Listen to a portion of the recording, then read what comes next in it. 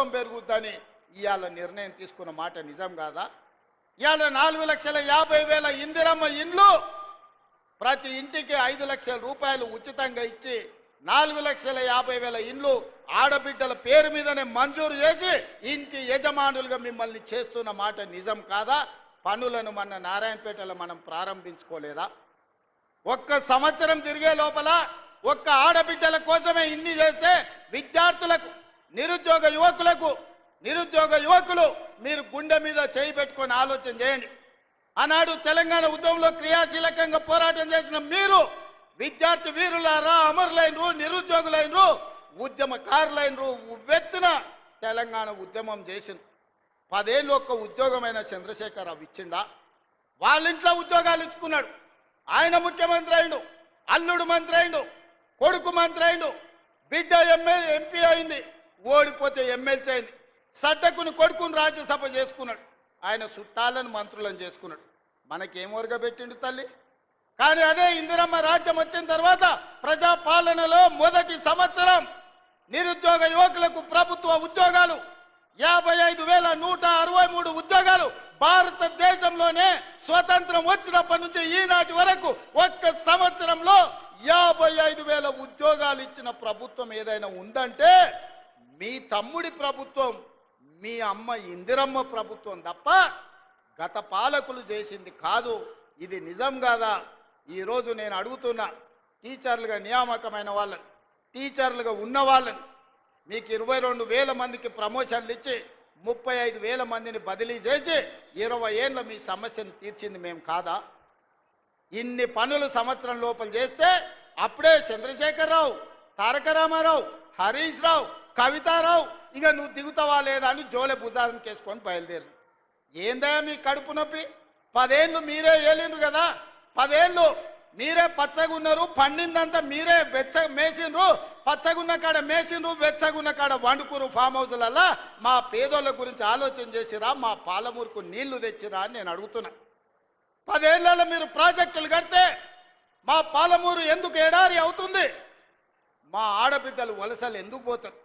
ఇయాలటి కూడా కొత్తకోట దగ్గరనో, దేవరకద్ర దగ్గరనో, పెద్దమందడి దగ్గరనో జంటలుగా మేస్త్రీల దగ్గర, గుంపు మేస్త్రీల దగ్గర పైసలు తీసుకొని పిల్లల్ని ఇంటి దగ్గర వదిలి వలస పోతుంటే మా కష్టం గురించి ఎన్నడైనా ఆలోచన చేసినవా చంద్రశేఖరరావు అని నేను అడుగుతున్నా. ఎన్నడైనా మా వలసలు, మా కష్టాలు, మా తట్ట పని, మా పార పని, మా మట్టి పని, మా రక్తాన్ని చెమటగా మార్చి ఈ దేశంలో ప్రతి ప్రాజెక్టు మేం కట్టినాం. బాక్రానంగల్ నుంచి నాగార్జున సాగర్ వరకు, శ్రీశైలం నుంచి శ్రీరామ్ సాగర్ వరకు మా చెమట లేకుండా, మా రక్తం దార బొయ్యకుండా కట్టిన ప్రాజెక్ట్ ఏదైనా ఉందా అని చంద్రశేఖరరావు నేను అడుగుతున్నా. మరి ఇవాళ నేను అడుగుతున్నా, 10 ఏళ్ళు 2 లక్షల కోట్లు సాగునీటి ప్రాజెక్టుల మీద ఖర్చు పెట్టిన నువ్వు మా పాలమూరు ఎందుకు పూర్తి చేయలేదు? మా కల్వకుర్తిని ఎందుకు పడావు పెట్టినవు? మా భీమా, నెట్టంపాడు, కోయిల్ సాగర్, మా సంపద కొట్లాడిన తుమ్మిళ్ళ ప్రాజెక్ట్ ఎక్కడికి పోయింది? ఆర్డిఎస్ ప్రాజెక్టు ఎందుకు ఎండిపోయిందని నేను అడుగుతున్నా. ఇవాళ మా ప్రాజెక్టులు నువ్వు ఎండబెట్టబట్టి, ఆనాడు నువ్వు ఎస్ఎల్బీసీ మేము మొదలుపెట్టి 32 కిలోమీటర్లు పూర్తి చేస్తే 10 కిలోమీటర్లలో 2 కిలోమీటర్లు వేసి పడావు పెట్టే 10 ఏళ్ళు పడావు ఉన్న ఎస్ఎల్బీసీ పనులు ఆగిపోవడం వల్ల ఇవాళ కుప్పగూలి 8 మంది ప్రాణాలు పోయినాయి. ఈ పాపం నీది కాదా చంద్రశేఖరరావు? ఈ పాపాల భైరవుడివి నువ్వు కాదా? మా ప్రాణాలను, మా ఆస్తులను కొల్లగొట్టి ఇవాళ రాయలసీమకు నీళ్లు తరలించకపోతుంటే గుడ్లప్పగిచ్చి చూస్తున్నావు కదా. రాయలసీమకు నీళ్లు తరలించడానికి కారణం నువ్వు కాదా? ఆనాడు రాజశేఖర రెడ్డి ఉన్నప్పుడు పోతిరెడ్డిపాడు పొక్క పెద్ద చేసి నువ్వు మంత్రిగా ఉన్నప్పుడు తండ్రి నీళ్లు తీసుకుపోయాడు. ఇవాళ కొడుకు ముఖ్యమంత్రి అయినాక ప్రగతి భవన్లో పిలిచి పంచపక్ష ప్రమాణాలు పెట్టి రాయలసీమ ఎత్తిపోతల పథకానికి పునాదులేసింది నువ్వు కాదా? ఆలోచన, కర్త, కర్మ, క్రియ, రాయలసీమ లిఫ్ట్ చంద్రశేఖరరావు వేసిన పునాది రాయి. అంతెందుకు మిత్రులారా, నేను గుర్తు చేయదలుచుకుని ఇక్కడున్న మా యువకులకు, రాయలసీమ పోయిండు, రోజమ్మ ఇంటికి పోయిండు, రొయ్యల పులుసు తిన్నాడు. ఏమన్నాడయా? రొయ్యల పులుసు తిని రాయలసీమను రతనాల సీమ చేస్తాన్న సన్నాసోడేవాడని నేను అడుగుతున్నా.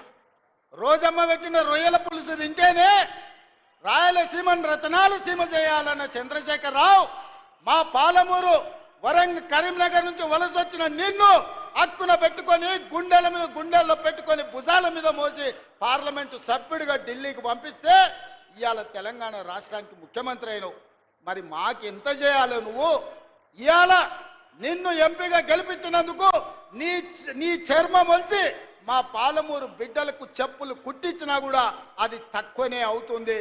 నువ్వు పాలమూరు ద్రోహివి. కృష్ణానది జలాలు ఈరోజు ఆంధ్రప్రదేశ్ రాయలసీమ కొల్లగొట్టకపోతుందంటే 100% దుర్మార్గుడివి నువ్వు. ఈరోజు 811 టీఎంసీల్లో 512 టీఎంసీలు ఆంధ్రకు తీసుకుపోయినని సంతకం పెట్టిన దుర్మార్గుడివి. ఇవాళ సంతకమే తెలంగాణ రైతాంగానికి యమపాశమై ఈరోజు మా ప్రాణాలను బలిగొనే పరిస్థితి వచ్చింది. అందుకే ఇవాళ ప్రాజెక్టుల మీద నీళ్ల మీద పడవ పడ్డ పాలమూరు మీద ఇక్కడ పుట్టి ఇక్కడ పెరిగి పుట్టింది అచ్చంపేట్ల, పెరిగింది వనపర్తిలా, గెలిచింది కొడంగల్ల. ఈ పాలమూరు రుణం తీర్చుకోనికనే తెలంగాణ ముఖ్యమంత్రినైనా మా నారాయణపేట కొడంగల్ మక్తల్ ప్రాజెక్టు ప్రారంభిస్తే కేసులేసి అడ్డుకోవాలనే ప్రయత్నం చేస్తున్నావు. ఎస్ఎల్బీసీని పడావు పెడితే పని చేయాలంటే అడ్డం వచ్చి పండుకుంటున్నావు. ఇవాళ మా పాలమూరును పడావు పెట్టిందే నువ్వు చంద్రశేఖరరావు. నిన్ను నమ్మినందుకు మమ్మల్ని నట్టేట ముంచినవు. వెనకటికి పెద్దలు చెప్పినట్టు నమ్మి నానబోస్తే పుచ్చి బుర్రెలేనని ఇవాళ చంద్రశేఖరరావు నమ్ముకున్నందుకు పాలమూరు జిల్లా ఎడారిగా మారింది. అందుకే మిత్రులారా, ఇవాళ మీరు ఒక్కసారి ఆలోచన చేయండి. 10 సంవత్సరాలు చంద్రశేఖరరావు ప్రభుత్వం, బీఆర్ఎస్ ప్రభుత్వమే ఉన్నది కదా. మీరందరూ